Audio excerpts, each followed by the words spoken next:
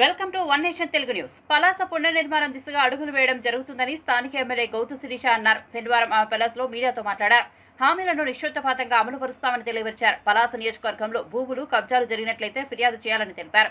ప్రతి ఫిర్యాదును 2 వారాల్లోగా పరిష్కరిస్తామన్నారు. పలాస ప్రజలు ఎప్పటికీ భయపడాల్సిన అవసరం లేదన్నారు. ప్రభుత్వ సంక్షేమ పథకాలను నిష్పక్షపాతంగా అర్హులైన ప్రతి ఒక్కరికి అందించడమే ధ్యేయమని తెలిపారు. పలాస అభివృద్ధికి మాజీ మంత్రి అప్పలరాజు సహకరిస్తే సంతోషకరమన్నారు. అభివృద్ధికి కలిసి రావాలని తెలియపరిచారు. అంతేగాని ప్రశాంతతకు భంగం కలిగిస్తే సహించేది లేదన్నారు.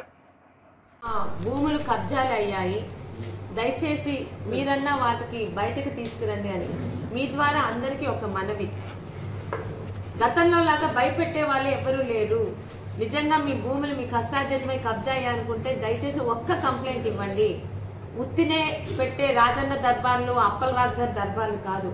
ఇక్కడ ఉన్న నిజాయితీ పరులైన ఒక ఆర్టీఓ గారితో ఇంకొక స్పెషల్ ఆఫీసర్ గారిని వేయించి మరి పలాసలో ఇచ్చిన ప్రతి కంప్లైంట్ మీద దానికి 2 వారాల్లోనే నిజంగా అది భూ ఆక్రమణకి గురై ఉండి వాళ్ళపై ఉంటే వాళ్ళకి శాశ్వతంగా దాని మీద హక్కు కల్పించే ప్రయత్నం కాదు, ఆ మాట కూడా అమలు చేస్తానని మీ ద్వారా ప్రజలకు వెళ్ళాలి.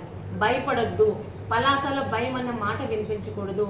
మీకు అన్యాయం జరిగినా మీ స్థలాలు ఈ 5 సంవత్సరాలు గద్దల్లాగా వీళ్ళందరూ తిన్నా దయచేసి ఆ విషయం ఇక్కడున్న ఏ పెద్దల వరకైనా నాకైనా చెప్పగలిగితే ఖచ్చితంగా మీకు న్యాయం చేస్తామన్న మాట కూడా మీరు ప్రజల్లోకి మీడియా ద్వారా తీసుకెళ్తారని కోరుకుంటున్నాను.